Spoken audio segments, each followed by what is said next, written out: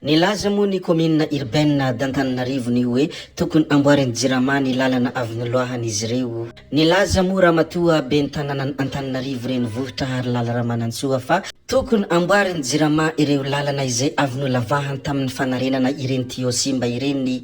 Isan'ny miteraka fahasimbana amin'ny lalana eto an-drenivohitra ny fanamboarana ireo Tio vaky hoy izy ka efa misy fanarahana fa ny jirama no manarina azy ao aorian'ny fanamboarana izay ataon'izy ireo.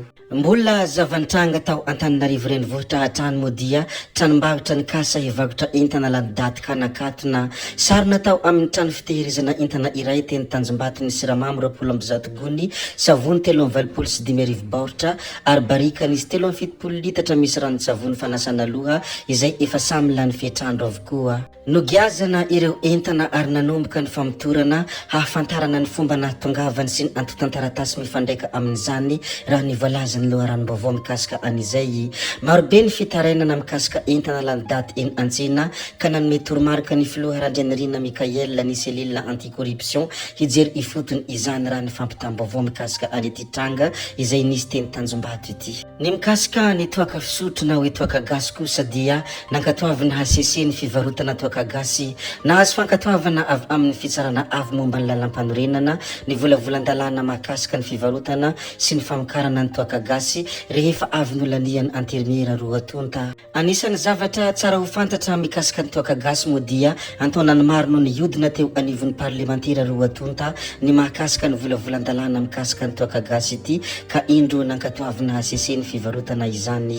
Ny manaraka izay ho resantsika moa dia vaovao mampalahelo nodimandry i Anik Rahermanana misaona araka izany ny tontolon'ny asa fanaovan-gazety. Nodimandry ny androandroany i Anik Rahermanana ilay mpanao gazety ao amin'ny radio Antsiva. Mirary fiononana feno ho an'ny fianakaviana moa izay ato anatin'ity chaîne ity mandriam-piadanana. Rehefa voalazantsika moa ny mikasika an'izay dia andeha ary isika hiresaka kely ny mikasika ny trano fianarana EPP Avaradoha Beloha Tsiribina.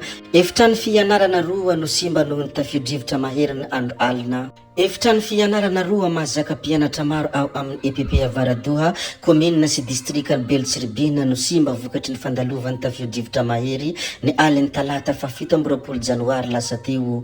Tranga mila hijereny tompona andraikitra vahaolana haingana mba ahafahan'ny mpianatra manohy ny fianarana ampilaminana moa ity tranga izay niseho teny an-toerana ity. Ny zavatra nisy tao Anosy Avaratra district Antananarivo Avaradrano kosa dia vehivavy 70 taona maty no kekeriny alikany.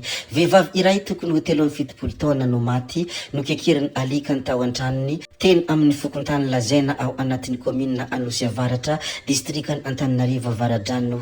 Araka ny voalazan'ny loharanom-baovao mikasika ity tranga nisy teny an-toerana ity moa dia voamafy teo amin'ny tanany sy tongony ary tarehiny izy ary izy nitsirara tamin'ny tany efa tsy mahatsiaro tena intsony sady feno ratra ny hosin-drano hitan'ny mpiambina avy ny Antsena ka ny antsony manodidina. Colonel izay agnisan'ny tena manana ny lazany moa i Colonel Faneva nanamafiny teo anivon'ny gendarmerie am-pirenena fa nafindra toeram-piasana ny Colonel Faneva Arsan ony mihary ralay avy izay fantatry ny maro amin'ny anarana hoe Colonel Faneva. Efa tsy ao lehibe ny volotom-pagitra zandary ao Menabe intsony izy. Ity famondran-toerana ity moa dia famondran-toerana ara-dalàna tahaka ireo zandary rehetra ity natao ity satria raha ny tokony ho izy dia 2 taona eo ny lehibe ny volotom-pagitra no miasa amin'ny toerana iray hoy ny loharanom-baovao mikasika ity zavatra ity.